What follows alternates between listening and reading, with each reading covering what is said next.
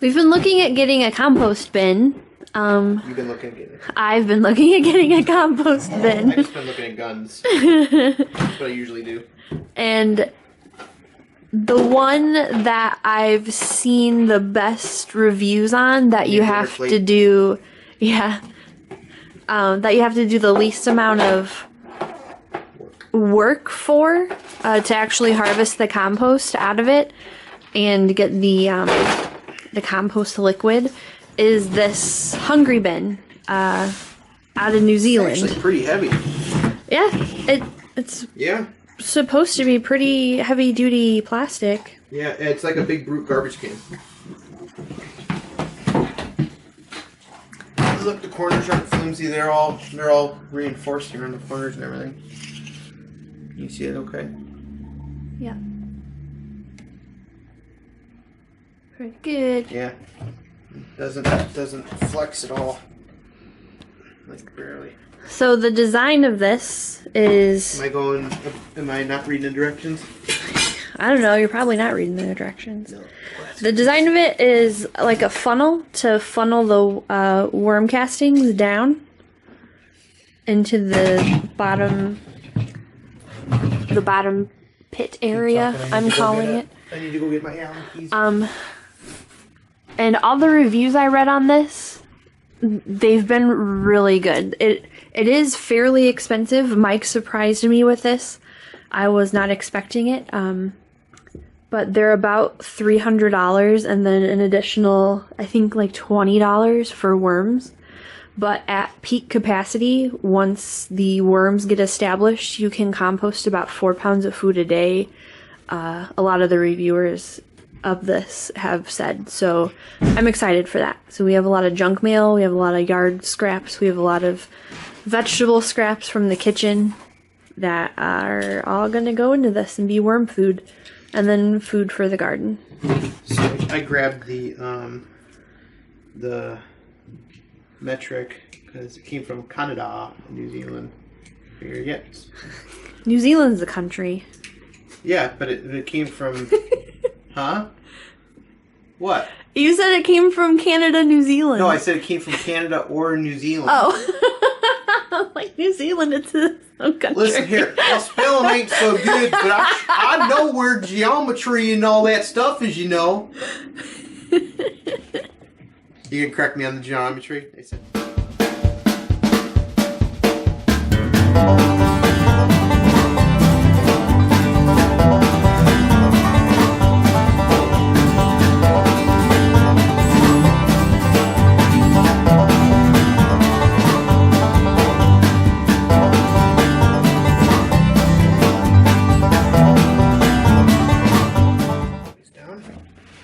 These are all made out of pretty thick plastic. Yeah. And galvanized steel. You know, I'm going to tell you, I appreciate the correct Allen key.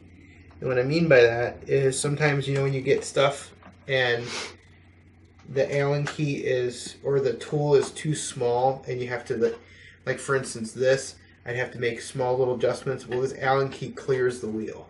So you can easily like tighten it down.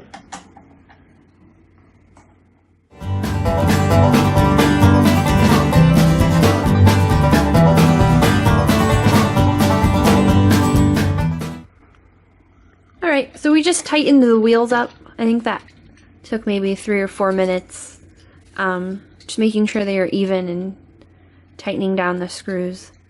And now Mike is working on putting on the clips that hold the bottom tray, the removable tray, where the worm compostings accumulate. They clip onto the base here. You can, if I can put my finger in there, right there, you can see the little plastic pieces that jut out. They attach to it.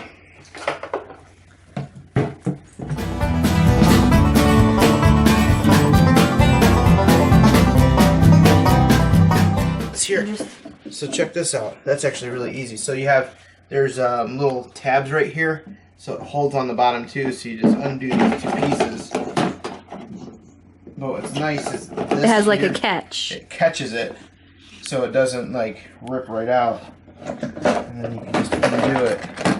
This is designed very well. Yeah, he thought about this very, very well, and like, yeah, thought about that really, really well.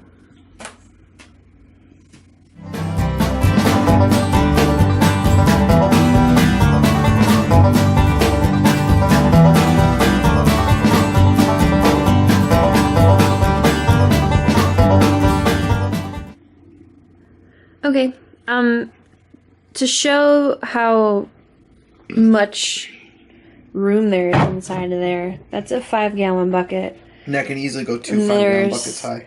Still a good probably 18 inches from the top. Yeah. Am I close? No. No, 12 inches. Who taught you to measure? A Dewmeyer?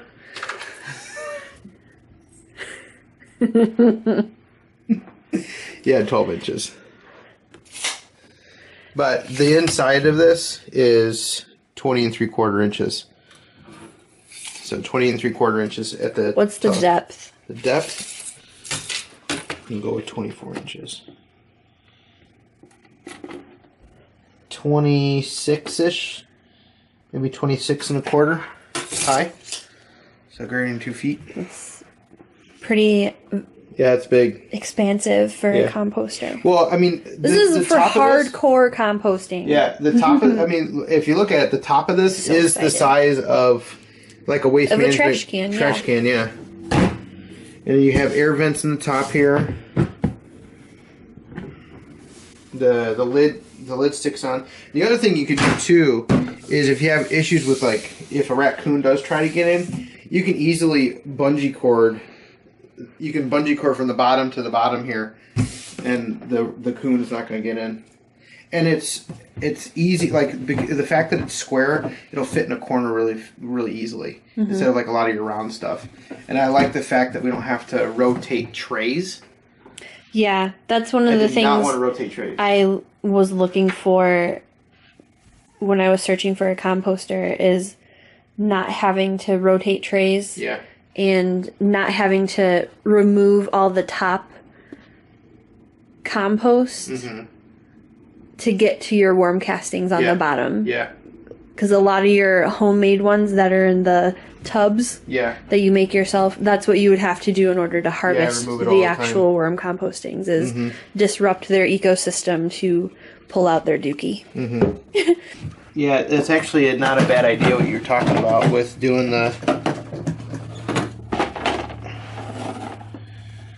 Or instead of a gallon bucket, I wonder, or a 5-gallon bucket, I wonder if a 2-gallon bucket from the store would fit to where it'll be closer to the top here, so that way rain won't get in. And then we could just put the lid on, cut a smaller hole in it, and then, because that way we don't have to put a funnel in here. Do you know what I mean?